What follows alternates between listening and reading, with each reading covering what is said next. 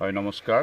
প্ৰথমে আপোনালোক দক্ষিণ কামৰূপ প্ৰেছ ক্লাবক ধন্যবাদ জনাইছোঁ। আপোনালোকে ইমান এটা জৰুৰী বিষয় এটাত যে আমাৰ ওচৰলৈ আহিছে আৰু আশা কৰোঁ ভৱিষ্যতে এই বিষয়ত আপোনালোকে যেন সহায় কৰে। আচলতে ক'ব লাগিলে খুব দুখৰ কথা, খুব নিলজ্জ কথা, পুঁজিপতি শাসন ব্যৱস্থাৰ ষড়যন্ত্ৰৰ বলি হৈ যিখিনি আমাৰ মন্ত্ৰী এম এল এ আছে তেওঁলোকে যে উঠা বহা কৰিছে, এইটো আচলতে লজ্জাজনক কথা। স্বাধীনতাৰ ৭৫ বছৰ গ'ল, অসমত এখন আজিলৈ ভূমি আইনৰ প্ৰৱৰ্তন নহ'ল।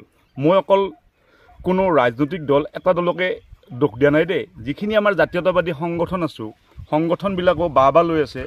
আপুনি চাওক, এতিয়া আটাইতকৈ দুখ লগা কথা, মই দৰাবিলৰ প্ৰসংগলৈ আহিছোঁ। আজি অসমৰ যি ভূমিৰ আইন, সেই আইনৰ ক্ষেত্ৰত কিন্তু আজি দুখ লগা।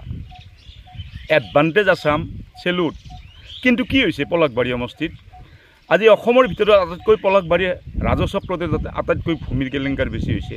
আটাইতকৈ ভূমিহীন হৈছে আমাৰ পলাশবাৰী সমষ্টিৰ ৰাজচক্ৰ। তাততো আজিলৈ তদন্ত নহ'ল। সন্মানীয় মুখ্যমন্ত্ৰী মহোদয়ে ক'লে যে গোটেই ষড়যন্ত্ৰৰ তদন্ত হ'ব।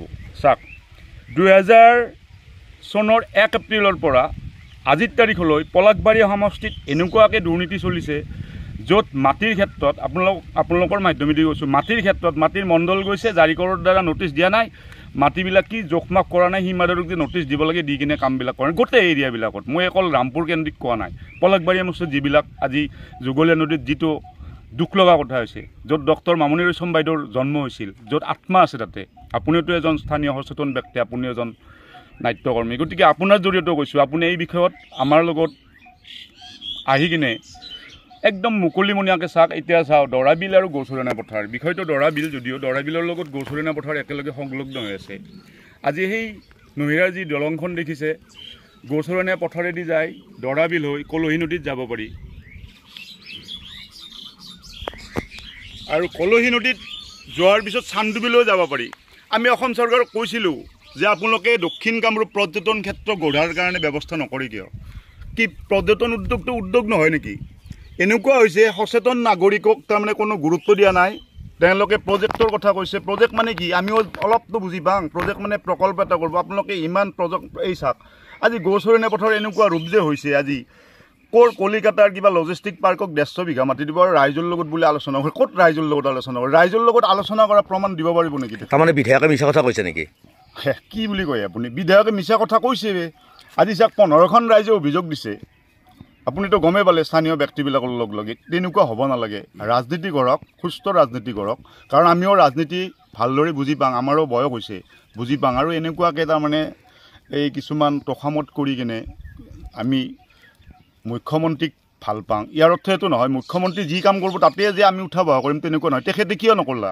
সন্মানীয় হিমন্ত বিশ্ব শৰ্মাদেৱৰ লগত প্ৰসংগক্ৰমে কৈছোঁ, সন্মানীয় হেমন্ত ঠাকুৰদেৱে কৈছিল যে দৰাবিল পৰ্যটন ক্ষেত্ৰলৈ ৰূপান্তৰ কৰিব, বিধানসভাত কৈছিল।